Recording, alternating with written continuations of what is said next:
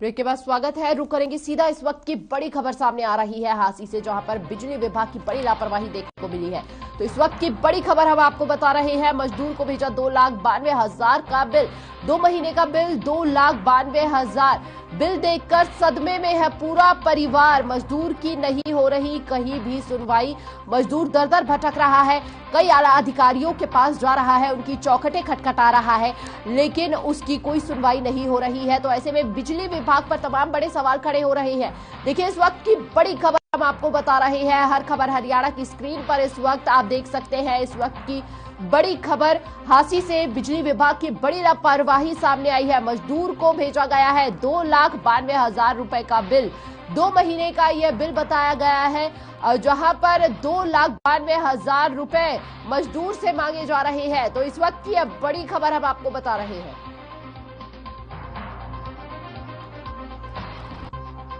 तो 2 महीने का यह बिल है 2,92,000 रुपए। हालांकि मजदूर जो है वह दर दर भटक रहा है।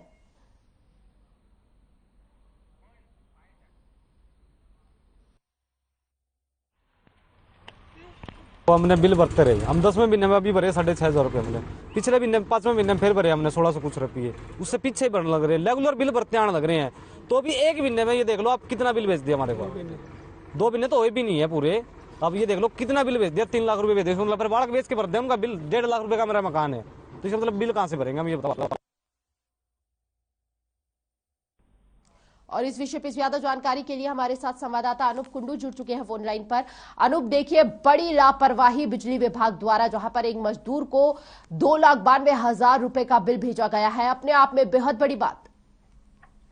हाँ जी बिल्कुल, बिजली विभाग का ये कारनामा बड़ा अचंभित कर देने वाला है कि किसी मजदूर के घर इतना बड़ा बिल थमा दिया जाता है, जबकि प्रदेश में चाहे खुद बिजली मंत्री हो या फिर तृणमूल के प्रदेश अध्यक्ष अशोक तंवर जैसे जो बड़े नेता हैं, उनके डिफाल्टर होने की बात हो, उन पर किसी प्रकार की कोई कार्रवाई नहीं की जाती। लेकिन अगर एक गरीब के पास उसको बिल टाइम से नहीं भर पाता तो उसका कनेक्शन काट दिया जाता है, और जो रेगुलर बिल भरते हैं उनको बड़े बड़े बिल थमा दिए जाते हैं, जिनके घर पे मात्र कुछ लाइटें जलती हैं या गर्मियों का समय हो तो कुछ पंखे चलते हैं। लेकिन अब तो वो भी समय नहीं है कि 2-2, 2.5 लाख रुपए के बिल किसी गरीब के घर भेज दिए जाएं।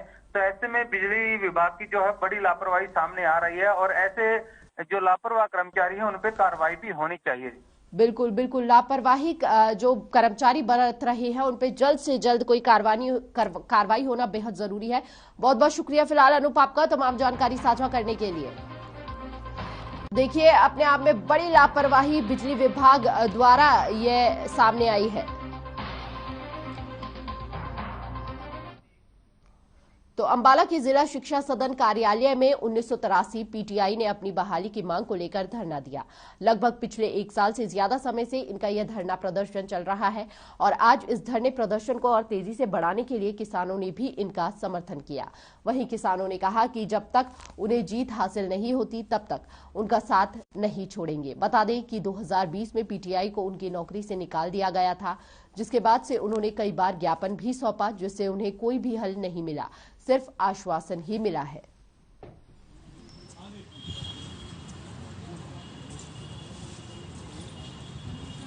1983 पीटीआई जो 2010 में भर्ती हुए थे, हरियाणा सरकार ने सुप्रीम कोर्ट के निर्णय की आड़ में 1 जून 2020 को इन्हें बर्खास्त कर दिया। इसके साथ ही अभी पिछले कुछ समय पहले 816 रैंक टीचर को भी इसी प्रकार निर्णय की आड़ में बर्खास्त किया गया है। हम 15 जून 2020 से लगातार क्रमिक अनशन पर बैठे हैं, क्योंकि उन निर्णयों में कहीं भी यह नहीं दर्शाया गया कि ये जो 1983 पीटीआई हटाए गए हैं, इनके कार्य में, इनके डिग्री में या इनके किसी और काम में किसी तरह की कोई गलती थी।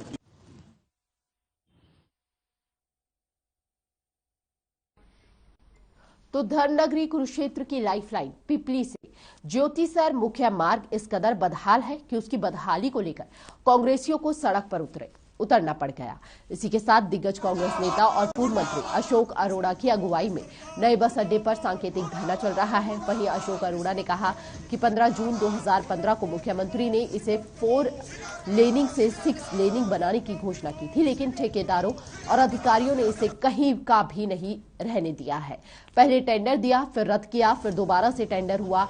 अब नए ठेकेदार का भी टेंडर रद्द हो रहा है। धूल मिट्टी उड़ रही है। एयर क्वालिटी इंडेक्स 342 से ऊपर चला गया है।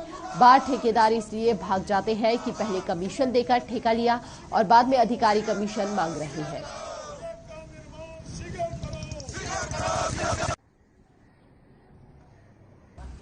जिस जगह पे हम धरने पे बैठे हैं, इस सड़क को आप भी देख रहे हैं और 7 साल पहले लगभग 15 जून 2015 को मुख्यमंत्री ने इस सड़क जो कि पहले से 4 लाइनिंग थी उसको 6 लाइन बनाने की घोषणा की और उसके बाद यहाँ से पेड़ काट दिए गए। पेड़ काटने के बाद एक फर्म को टेंडर दिया गया, उसका टेंडर रद्द कर दिया गया। दूसरी फर्म को टेंडर दिया गया और लगातार ये कहा गया कि ये शीघ्र पूरी हो जाएगी, परंतु इस सड़क के ऊपर आप देख रहे होंगे कि मिट्टी कितनी उड़ रही है, धूल कितनी उड़ रही है। हमारा कुरुक्षेत्र शहर एक पवित्र शहर है और यहाँ पर कोई इंडस्ट्री भी नहीं है। यहाँ का वातावरण बहुत अच्छा वातावरण था, यहाँ पर पेड़ पौधे बहुत हैं, परंतु यहाँ का जो पोल्यूशन का एयर लेवल है वो भी वेरी पुअर में चला गया, 342 से ऊपर चला गया इस धूल मिट्टी की वजह से। और परसों जब हमने अखबार में पढ़ा कि इसका दोबारा से टेंडर रद्द कर दिया, मुझे हैरानी होती है कि यहाँ के विधायक विधानसभा में मुख्यमंत्री से कहते हैं कि टेंडर रद्द कर दो। विधानसभा में आवाज तो उठनी चाहिए कि सड़क का निर्माण शीघ्र पूरा किया जाए, परंतु आवाज उठती है टेंडर रद्द कर दिया जाए। और आज उस ठेकेदार ने इन पर आरोप लगाया है कि मेरे से कमीशन मांगी गई। इससे ज्यादा दुखदायी बात नहीं हो सकती। और पानीपत टोल प्लाजा पर भारतीय किसान यूनियन के साथ स्थानीय गांव के लोग एकजुट हुए। वहीं स्थानीय लोगों के लिए टोल फ्री की मांग को लेकर धरने पर डटे हैं। भारतीय किसान यूनियन ने टोल अधिकारियों को मुलाकात करने के लिए 1 घंटे का समय दिया है। वहीं 1 घंटे तक टोल पर लोगों से मिलने अधिकारी नहीं पहुंचे तो टोल फ्री कर देने की चेतावनी दी गई। बता दें कि स्थानीय लोग पहले भी प्रशासन को ज्ञापन सौंप चुके हैं।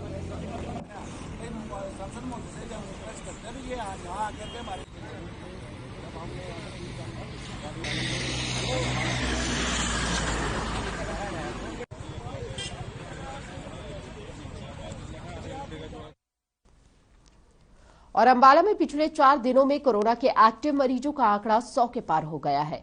वहीं कोरोना की रफ्तार को रोकने के लिए प्रशासन अलर्ट हो गया है।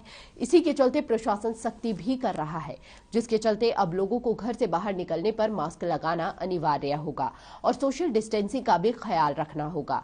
इसके साथ साथ प्रशासन ने वाहनों की चेकिंग की और हेलमेट न पहनने वालों के चालान काटे। बता दें कि प्रशासन ने लोगों को सुरक्षा के नियमों से अवगत कराया।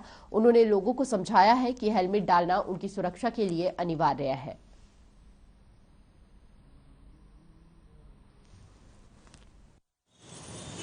कोरोना द्वारा फिर ज़्यादा से ज़्यादा बढ़ रहा है, तो इसलिए मजबूर होने ज़्यादा से ज़्यादा चालान काटने पड़ रहे हैं ताकि लोग सब मास्क पहन कर चलें और इस कोरोना से बचें।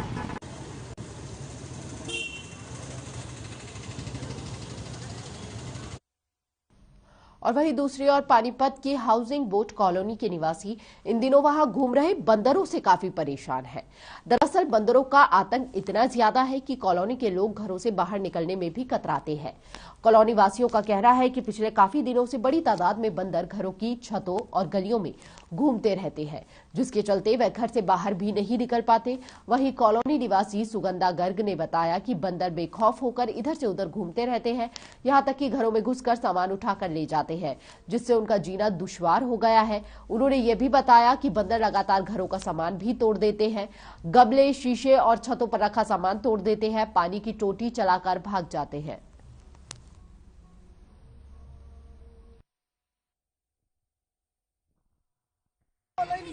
बंदर जब भी आते हैं घर पे, हम बच्चे को लेके नहीं बैठ सकते चौक में, धूप में नहीं खड़े हो सकते, या फिर अगर खड़े हैं तो एकदम से आएंगे तो काटने का डर रहता है सारा टाइम। सारे गमले तोड़ दिए, घर के स्टैंड तोड़ दिया मेरा, यहाँ तक कि इतना घर में उधम मचा के पानी की टंकी खाली कर देता, टुंटियां चला देता है बाहर की, टुंटियां बंद करके आओ तो शीशा वगैरह लगाओ तो वो तोड़ देते, कुछ भी पड़ा हुआ मिल जाए चौक में सामान नहीं रख सकती।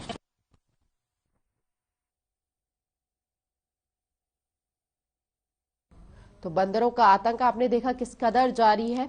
चलिए फिलहाल कालका के समालखा में बस इतना ही। तमाम खबरों के लिए बने रहिए हर खबर हरियाणा के साथ। नमस्कार।